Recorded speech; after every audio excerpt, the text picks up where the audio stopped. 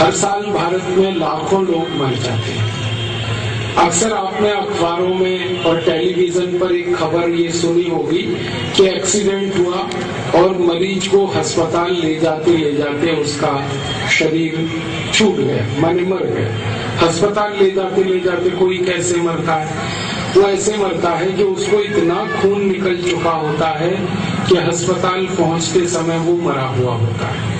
अब इतना खून कैसे निकल गया किसी का?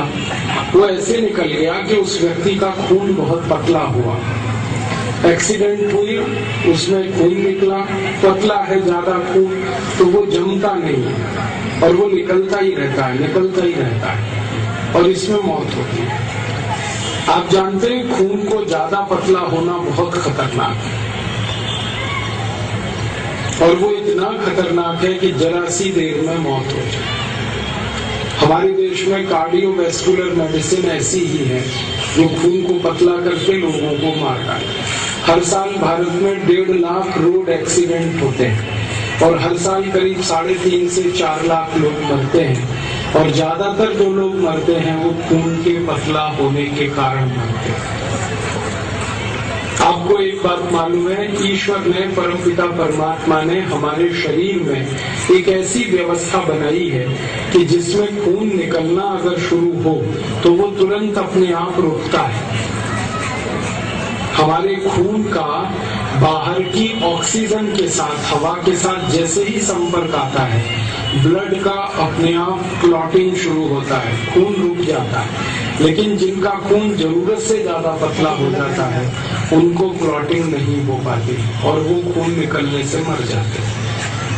और उन बेचारे लोगों को ये नहीं पता होता कि इसका कारण वो दवाएं हैं जो वो खा रहे थे कार्डियोवैस्कुलर मेडिसिन के।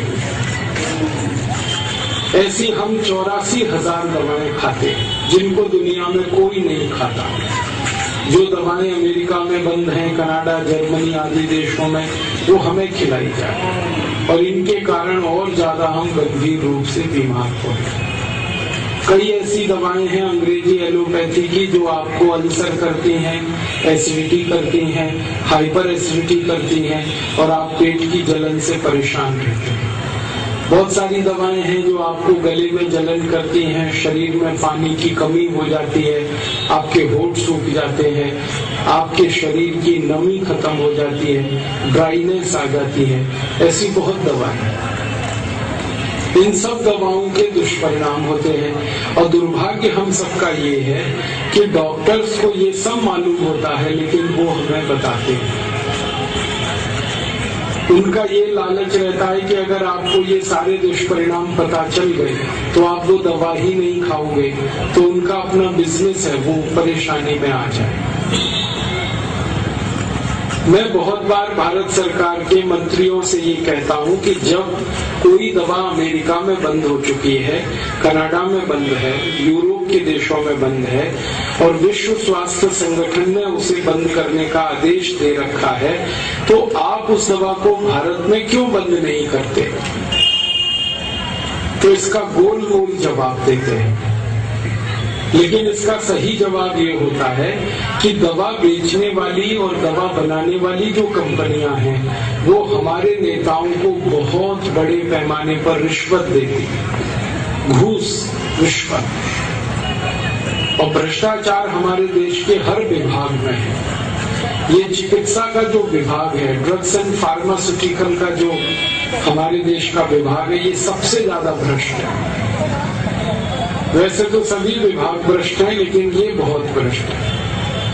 इसमें क्या होता है कि दवा बनाने के लिए कोई कंपनी अमेरिका से भारत आ जाती है और वो ऐसी दवा बनाने का लाइसेंस भारत सरकार से ले लेती है जो दवा बनाने का लाइसेंस उसे अमेरिका में भी नहीं मिलता। मैं आपको एक पूरा उदाहरण से बात समझाऊंगा। हमारे भारत में एक अमेरिका की कंपनी है, उसका नाम है प्रॉक्टर एंड गैम्बल। ये अमेरिकन कंपनी है। ये भारत में सबसे ज्यादा वो दवा बेचती है जो दवा अमेरिका में न बनाई जाती है न बेची जाती है। उस दवा का नाम है विक्स। विक्स नाम की दवा आप बाजार से खरीदते हैं। इस दवा को अमेरिका में बनाना और इसको बेचना दोनों जुर्म है। अगर अमेरिका में कोई डॉक्टर किसी मरीज को विक्स का प्रिस्क्रिप्शन लिख दे तो उस डॉक्टर को 14 साल की जेल हो जाती है, उसकी डिग्री छीन ली जाती है। कारण आप पूछोगे क्यों? विक्स जो है जहर है, इसे हम बार बार नाक में लगाते हैं सर्दी जुकाम के हिसाब से। आपको मालूम नहीं है ये विक्स आपको दमा कर सकती है, अस्थमा कर सकती है, ब्रोंकियल अस्थमा आपको हो सकता है विक्स बार बार लगाने से। इसलिए दुनिया भर में विश्व स्वास्थ्य संगठन में और दुनिया भर के वैज्ञानिकों ने इस विक्स को जहर घोषित किया है। जो जहर है विक्स वो भारत में सबसे ज्यादा बिकता है। आप रायगढ़ में किसी केमिस्ट की दुकान पर सवेरे से शाम तक खड़े होकर ये देखिए कि कौन सी दवा सबसे ज्यादा बिक रही है, तो वो एक ही दवा है, विक्स।